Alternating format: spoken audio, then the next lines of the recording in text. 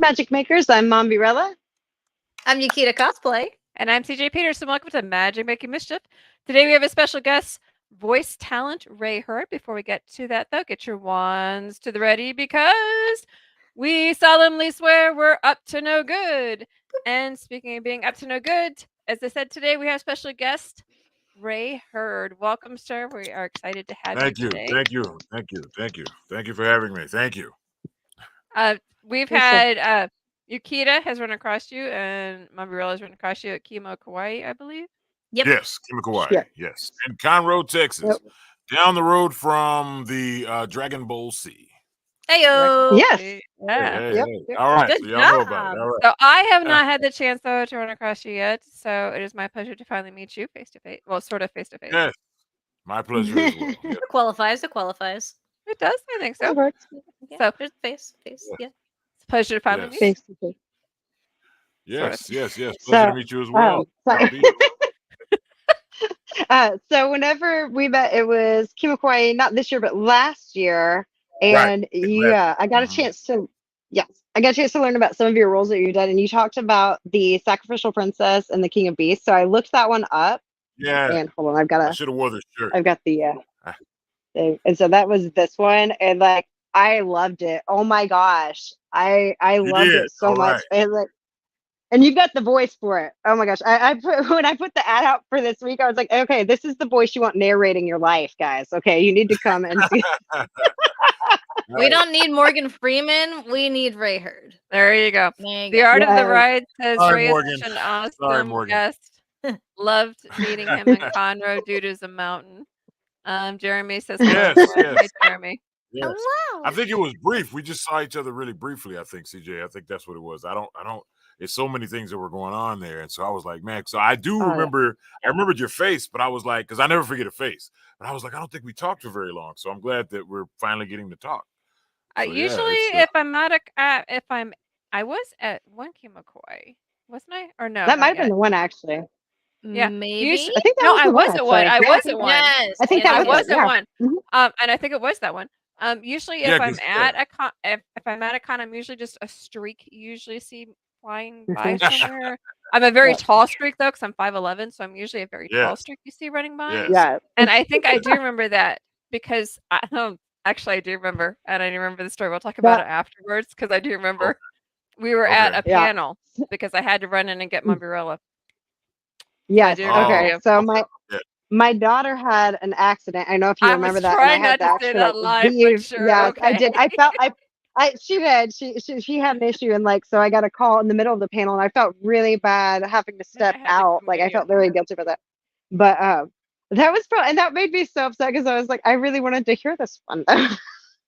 Yeah, I remember you having to leave. Like that sometimes. Yeah, that was me that came and I got her. Yes. Okay, that's probably the time the talk response was right there. Yeah. I knew it. Yeah, I and knew so it. I was like, who is this that breaks up my interview? It was a crazy moment.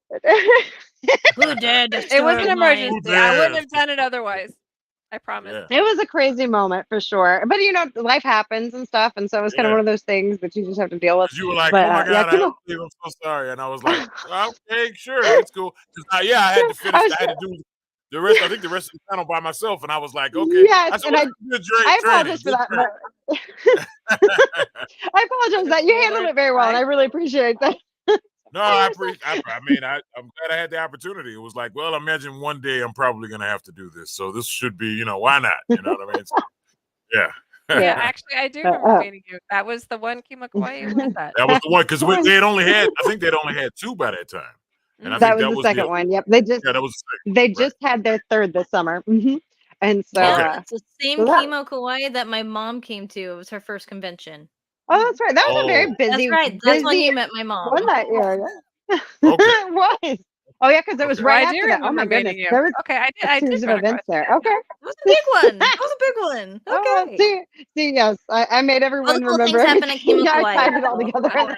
I'm trying to remember Yukita's outfit because you had this. Yes, she was in the Japanese fashion show. I remember that's right. I think I made the Gothic.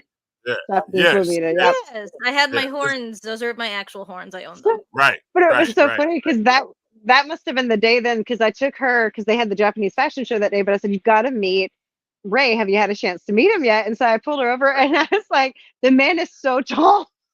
He's so I just tall. remember looking And we're up and being tiny." like, "This man is a tree." What? Yeah. I think you said remember, that. like, whenever when the panel was over, I came in and I think I apologized to you and I thanked you. And like when you stood up, I went, "Oh my God."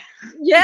Yeah. And I put my hands up like this. I was like, "It just makes me, I'm so tiny compared to you. I just kind of want to go upsies." And you're like, "Okay." And Right. Yeah, you give her a big hug. wow, Like, it's so where do high. you want I to go didn't from even here? notice it up here. It's like, okay, whoa, this is tall. That's funny. When I Because was me just and go ahead. I'm Nikita, we're sorry. so tiny. Oh no, I was just saying, me and Oh. Nikita are like vertically challenged. So like, Yes. Wow. But it And takes then you both like to make picked the us up world on the go round. side, and we're just like, well, we're two little rag dolls now. Yeah. Yeah. Well, I always said, you guys have it easier when it comes down to finding stuff on the bottom shelf. For me, when I walk up to the shelf, the bottom shelf disappears. So I've Shelf is your I've bottom argued with shelf. people in the grocery store about that. I'm like, where is the Cocoa Puffs? And they're like, it's right there, sir. And I'm like, oh, I don't see it. And so I'll back up, and they'll back me up, and it's like, there it is, and all of a sudden it reappears. So yeah. Yep. I just chuckle because they're always just like, I can't reach that. I can't. I'm like, oh, you mean like this thing right here? Yeah. That No, thing right there? that does happen. That does happen. I was just in which thing? Huntsville CJ's actually, this weekend, See? and I said, Hashtag tall powers. Yeah. Tall powers. Everybody saw me sitting down, and then when I stood up, it would shock them. And I said, "Oh no! I always ask for the smaller chairs, so that way, I asked them to, make my chairs really, really low, so it shocks people, when I stand up." And of course, that's not Oh my true. gosh, the shock Oh, factor. there you go. Geek oh, Cred says, I feel like Ray could take over for James Earl Jones saying, this is CNN. Do it. right? Yes. Your Yes. lips to God's ears. Okay. Come on, Ray. Give us a this is CNN. This is CNN. There you go. Nice. Yay. My George, he's done it. Yay. We'll give you 2 That thumbs up for that one. that soundbite travel. Let it travel. There you go. Make See if that I can get my it to ring. do- That's gonna be my Can we ringtone. do the fireworks? Trying to see if I can do the Magic Making Mischief fireworks. She can make magic on hers if it'll I work. can actually do magic on mine. Yes. If I can get it CJ to is work. truly There it the is. magical There it one. is. We're She both got one. Thumbs up. Yeah, I Did see she it. get both? I don't know. Let's go You got get it. one. You got one. I can Oh, do so it. is this like one. a Commodus? Whether it's going this way or that way type thing? Well, no. Actually, it does actually do that too. hers I can do has sound effects. hers is special. She has like multiple ones if it'll do it, but It's because she has Oh, a that guy's- MacBook. Oh, look at that. this is the newest one that she found. It's like And then the I can do concert one. this. A There we light go. So There there you you go. go. There's the Fireworks. fireworks. There All we right, go. all right. Got just some fireworks. Yay. I Okay, appreciate it. so tell us about some of your voice acting roles, Ray. As you've already spoken on one of them, of course, the Sacrificial Princess and the King of Beasts, which that's the voice I'm most proud of, and because of what it took to do that voice. It was like an amalgam of 3 different voices. James Earl Jones is King Jaffe in Coming to America. What's the other one? Yul Brynner, if you remember him. He did the original Westworld, and he was also the King and I. Most people remember the King and I of the Cecil B. DeMille's 10 Commandments. So anyway, him as Ramses in the 10 Commandments, and then Orson Welles' natural speaking voice, which I didn't realize until after I did all of this, that basically that's the voice that Kelsey Grammer uses when he does Fraser Crane. It's just, Really? it's just the way Orson Welles spoke is basically what his voice is. So it's which also led me to realize that that's the same voice that they used for Beast in the X-Men animated series. So it's the same speech pattern is what I mean. And so I may be telling secrets here, but it's it was an inadvertent thing. I didn't plan it, but I did have to try to figure out how to bring that together. So anyway, those 3 voices are what I'm doing when I do the King on that one. So I'm most proud of that one. Also, Top is my or Topo or Topo, however you want to say it, from Dragon Ball Super. He's a lot of fun to do. The Sparkling Zero game has been announced, so that's coming soon. And Top is going to be in that game. Another voice would be the I'm Dada Silva in Blue Lock. A lot of people are starting to catch on to the I guess the Blue Lock fire that's spreading, and so it's a soccer anime, and he's Afro-Brazilian, I believe, or he's Brazilian, I believe is what he is. So, but that Afro-Brazilian was what I was told that I had to learn to do the accent, for that character. So that was interesting and interesting. I didn't even know it was a thing that there was that. Is that a thing? I didn't know that it was is. a thing It is a either. thing. Yeah. So I listened to a lot of Pele and yeah. Well, you'll find I found out, doing this and other things I do that there's a bit of Africa in every culture. So it's a lot of different accents that I've been able to work with as a result. So there's that. I played a house cat in a show called The Weakest Tamer. And there's more to it because they have anime titles that are like novels now. Pretty much. Right. Basically a giant house cat, and the show, I think it's like The Weakest Tamer goes somewhere or something to find trash or something. It's a strange title. Hey. But we just call it Weakest Tamer for short. So yes, I play a giant house cat, and it's all purring and meowing, and they said, man, yeah, good buddy of mine hosts the show, and he was, when he called me in for it, he was more or less like, "Hey Ray, can you purr?" And then he asked me, and I'm like, yes, I can. Kind of a unique question, but okay. Yeah, you know what I'm saying? And so he asked me to come in. So, well, I just need you to purr, and then I need to hear your meows. And so they had me do a few cues, and I did it. And then afterwards, they were like, "Ray, I never knew you could do this." And I said, "Well, it's not the I guess the most polite thing to go and say, 'Hey, would you like to hear me purr?'" To just say, in the break room or something, So yeah. Not the normal request, but okay. Yeah, you know what I mean. So Want to hear me purr? I think that's gonna be my new statement now. Be like, when quiet moments come, be like, "Hey." Would you like to hear me purr? Kind of feel like we're watching. You got to do your fingers like this when you say it. Stranger Things season 4, where he kept purring. Oh my Okay, God. now I'm curious. Can we hear your meow? Oh, it was more or less meow. Well done. Wow. Yeah. Go ahead and embarrass me, why don't you? She didn't ask you to purr, so take the meow. That is true.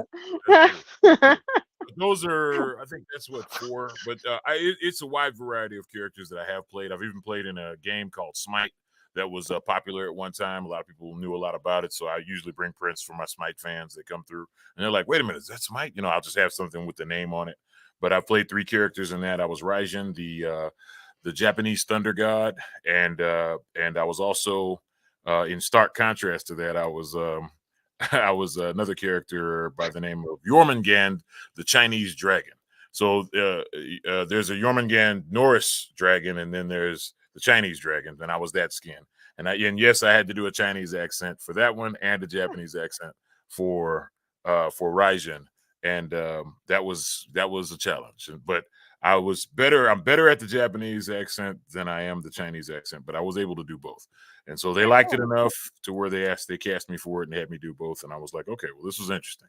But yeah, those are some of the other ones. And I usually tell people, just Google my name and you'll see all of these other crazy characters and stuff that I've done. Yeah, and I guess just to get through the typical catalog, Admiral Kizaru of One Piece. I'm 5 characters in One Piece. But Kizaru is by far my favorite, and he was my second character that I was ever chosen for. And Kumasi, the zombie teddy bear of Empress Perona. He's this giant teddy bear with this mask over his mouth, and he's always so afraid of Empress Perona, and he talks like that quite often. So I could see you playing a teddy bear, though. Yeah, that matches. Yeah. Well, it took me. Yeah, it matches. Yep. Yeah. Yeah, and yeah. So He's like, yeah, it does. You're right. Well, I I'm think my thinking wife would about- agree.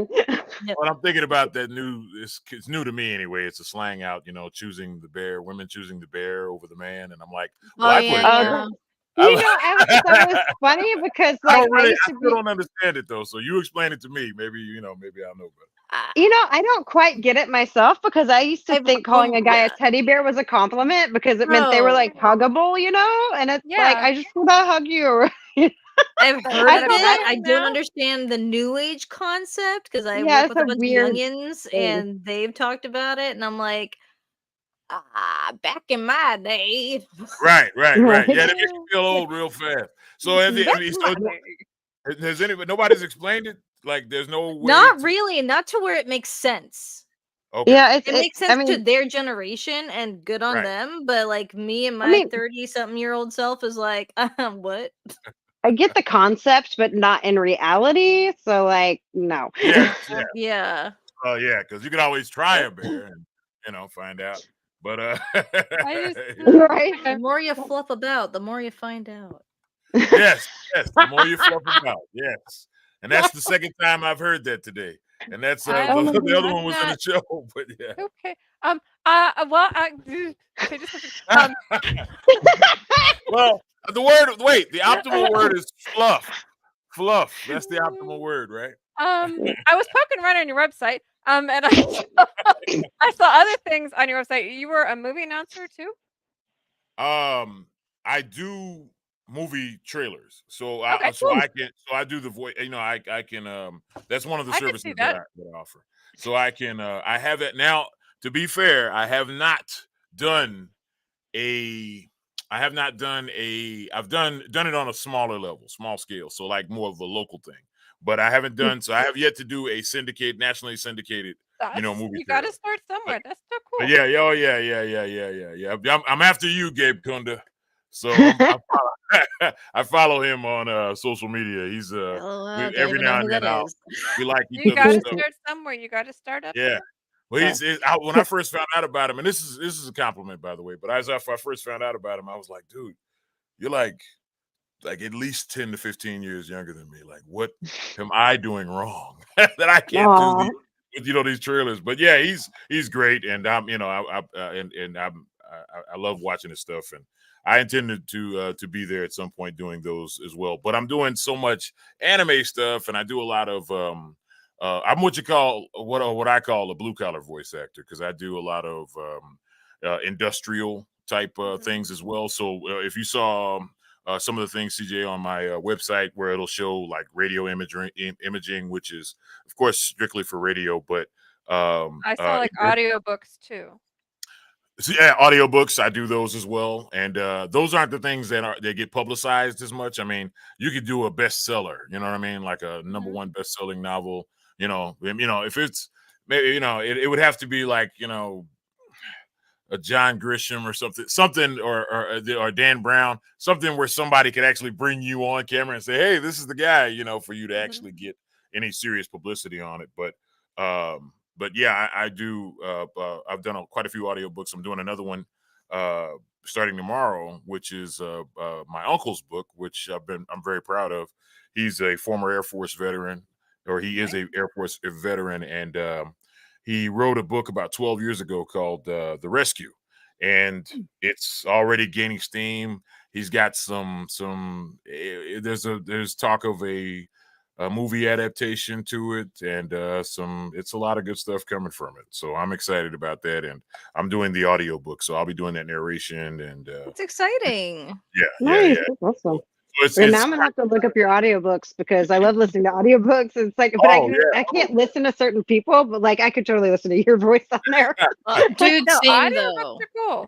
Well, my latest are it's one where there's a family in Tallahassee, Florida, the Freemans, and they've been trying to break into Nashville for years. And the father and daughter are country singers, and the daughter, her name is Adriana Freeman, and she was the winner of the 2010 Cracker Barrel competition that they had for these new countries, like these new breakthrough country artists, and she did great, and people love her work. She's just having a hard time actually getting in there and and making it happen. So I did the audiobook, which is called Our Nashville Experience. And when you read the book, you actually you feel like a family, like you're part of the family at the end of the book. And so they really do a good job. It's told from the father's point of view, and it's 10 years of their life, working to break in Nashville. The Nashville country music scene is what I mean. And that was good. And it's a wholesome book. So it's, the other one is called the Wicked Heart Graves, which is like it's Constantine, like the Keanu Reeves Constantine, Yeah. DC Comics character meets Ash from the Evil Dead, and meets the Evil Dead rather. So I'll say that much about it. And and you can check Interesting. It's not a yes. Don't. It's not something to let the kids hear, but it is funny, and it's yes, it's very great. Very cool. Nice. So one question that we tend to ask, especially like voice actors and stuff, is how did you get started? Because that's always usually an interesting. Yes, inquiring minds want to know. Are you going to join the ranks, Yukina? I really want to, and I'm in talks with people who are really awesome to see if I can be a part of their studio, and you'll find out more about that when more comes out. There you go. Okay. Interesting. Well, I do teach classes now, so. Do you really? Sorry, yeah. I got loud. Sorry, No, headphone people. No, it's okay. No, you didn't bust my speakers, if that's what you're asking. But yeah, no, I do. I have a my objective is to try to put you in a position to start making money as quickly as possible, and get you on a something of a fast track. Now I don't teach acting courses, although I do explain the process of having to act, to get in, and I usually suggest that people take acting courses breaking in. I did theater, so trying to take in. So that's helpful because believe it or not, that's how I approach this. Yeah. That's my style of approaching I it. did theater in high school and in college. It seems like almost all the voice actors I've ever met have started with theater. Yep. You kind of have to though. Foot in the It is door. acting. It's voice acting. It is. You are acting. Yeah, right. It's voice. That's what I tell people. It's voice acting, or like for anybody who's seen Distinguished Gentlemen, there's a moment where Eddie Murphy says he's talking to his mother, and she's like, "You're just a con man." He says, "No, mother, I'm a con artist." And I'm like, "It's voice." You are an artiste. Right. Charlatan. A voice artiste. So yes. But yeah, it's but yeah, it's so my beginnings were I come from a radio background, and I could see that. yeah, so Yep, that makes sense. like, really? We didn't know that, right? Yeah, no. You don't say. Didn't see that coming at all. So all my teachers were in radio. I went through radio school, and I was doing podcasting before anybody even knew what it was. It was called Worldwide Internet Radio. So to tell you how old I am. So so it was we go to this room called the Fishbowl, and we were, and that's what we did. It was basically a sound booth, or sound studio rather. Big nice room, sealed off with glass all the way around it, which is why they called it the Fishbowl. It was really cool. We would all go in there and perform and do our thing. And so I learned how to make a demo, and believe it or not, radio doesn't translate well to voice acting. If you were to just strictly say voice over, then you would think it would translate fine, because you're thinking of it as voiceover, which radio DJs do voiceover all the time for commercials that they do. So between sets, and then radio, everything is on the clock, so it's all about time. And so you're between what we call between sets. After a set of music plays, you go to the next set, and after a certain, after these messages, we'll be back type thing. And you record a commercial while music is playing, so you'll record that commercial and then have it set up to play that commercial while you're on the air preparing for the next break. So that's a lot of times what radio DJs are doing nowadays, especially since they went to programming, which that's a whole nother conversation. But so what it taught me was, it taught me how to make a demo, and it taught me a lot about working in front of the mic. It got me really comfortable with being in front of a microphone. But when I realized that voiceover was the direction I was going to go, I Well, at that time, I still hadn't quite figured it out. I was doing things on camera, and so I had a buddy that was making my on camera demo for me. And by that time, I had already started doing work with Funimation. Which what I did was I took a radio demo that I already put together, and I submitted that to him. And it was just basically what do you call it? A compilation of voices that I did reading the news or just doing radio work, coming in and out of breaks and things of that nature. And so they heard it. They liked it a lot. Well, let me step back a second. I submitted it in 3 months. 3 months went by. I heard nothing. And then I said, okay, well, maybe they didn't get it. So I submitted it again. And at this time, it was really difficult to find email that I had to find to submit it. I think it's the same way now. It's like, if you don't know anybody in the industry, like you have to really dig for this email, like to make submissions. And so I found it, and after I made the first one, 3 months go by, nothing. I made a secondary submission, and 3 more months go by, and they finally responded. So it was a total of 6 months before I finally heard from them. Oh man. And I just about gave up at that point with trying with them. And they contacted me, asked me to come in for an audition. And I'm looking at all of these characters. I come in, they give me this binder, and I'm going through them, and I'm looking at all these characters, trying to figure out, how they should sound. And then they call me back. I get in the booth, and I'm thinking I'm going to be. There was a fire character. Does anybody remember the show Fairy Tale? Yeah. Yes. Okay. So there That's was. I can't remember his name at the moment, but the popular fire character. He's got red hair, and he's got the wrap around his neck, the Scottish style wrap around his that he wears. But anyway, that was the character I was aiming for, and what I got was Azuma, and Azuma was their big bad. He was like probably the worst bad guy they had ever had, and he was a really serious character, which was right up my alley because I like serious characters because I'm from like the Robotech, Street Fighter, Gotcha, man. Yeah, the original Mortal Kombat, that era, And so so I was like, this is cool. And that was how Azuma was, that finish him type mentality. So anyway, that was my very first character. And then afterwards was Admiral Kizaru. And that was my break-in. I did 4 characters that year. And at that time, they really only had, and I didn't know this at the time, but they really would only allow no more than 2 characters in a year for any actor. And so I did 4, and I won an award for breakthrough voice actor of that year. And I was like, and they reached out to me and told me, hey, Ray, you're the winner of this, and it's on the Behind the Voice Actors .com. And I was like, oh, wow. I didn't know. Nice. Oh yeah. That's I mean, awesome. it was really cool. And so I was gloating about the fact that I beat Chris Sabat in the category that year. And I was like, yeah, and Chris is a really cool guy. He's a buddy of mine. But it was so cool to just be there and be amongst, ranked amongst other voice actors that were breaking out that year. And so that was basically the beginning. So I guess long story long. There you go. Love it. We have literally 1 minute left. If you were to give somebody one little gold nugget piece of advice on how to start, what would you tell them? Learn how to make a demo.